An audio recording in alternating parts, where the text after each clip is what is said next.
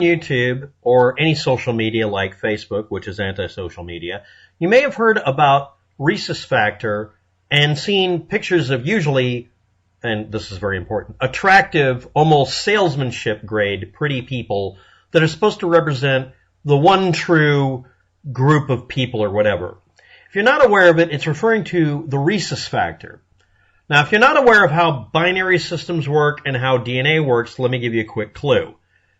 There are A, B, AB, and O blood groups with a negative and a positive. Now, if you're not aware of that, if you haven't studied anything in binary, there's really only three areas. A and B and O are separate factors, right? Well, no, it's just A and B. Neither of them equals 0. Both of them equal AB. So that's how you get the combination. That's potentially 4 blood groups. And then you have another factor that's either yes or no. So it's a binary decision, right? So you'd have 8 combination. AB positive, AB negative. B negative, B positive. A negative, A positive. O negative, and O positive. And if you're not aware of it from the numbers here, the percentages are all over the place. It's depending on where you're standing. Worldwide versus this one maybe just the United States. But the rarest blood type is AB negative most of the time, or AB positive. But AB positive and B negative are also about the same rate. A and B about the same rate. O negative is a little more common, and A plus or A positive is very common, and O positive is very common.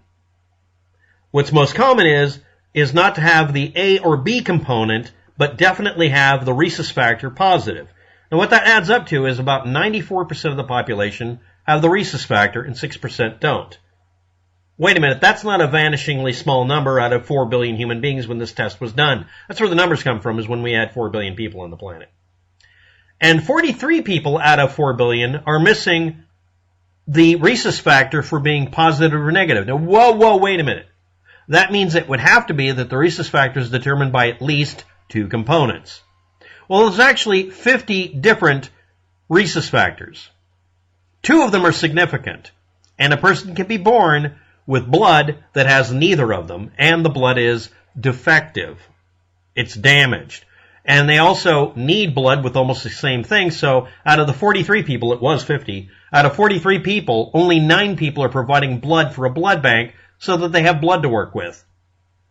Or they can use artificial blood, and actually the artificial blood is safer. It's easier to get.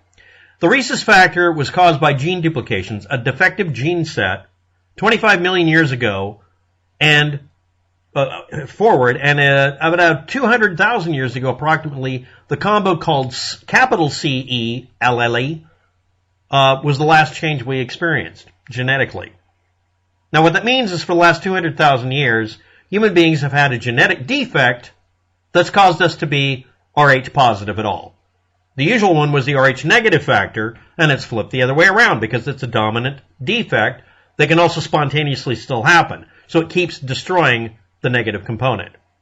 Now that's the evidence that people give for us all being originally Rh negative. But the thing is, it's composed of 2 components. And that's bullshit. They're not some special group of people. They're not anointed ones. They're not angelic. Now let's talk about the other things about this as far as how far back this goes. That's 25 million years ago to 200,000 years ago. That number's the significant one. Yeah, ice ages and shit. And human beings spreading everywhere. 20 million years ago, approximately, look at the numbers again. 20 million years ago, orangutans, humans, macaques, baboons, gibbons, and then later bonobos and chimpanzees, which we're descended from genetically, had A.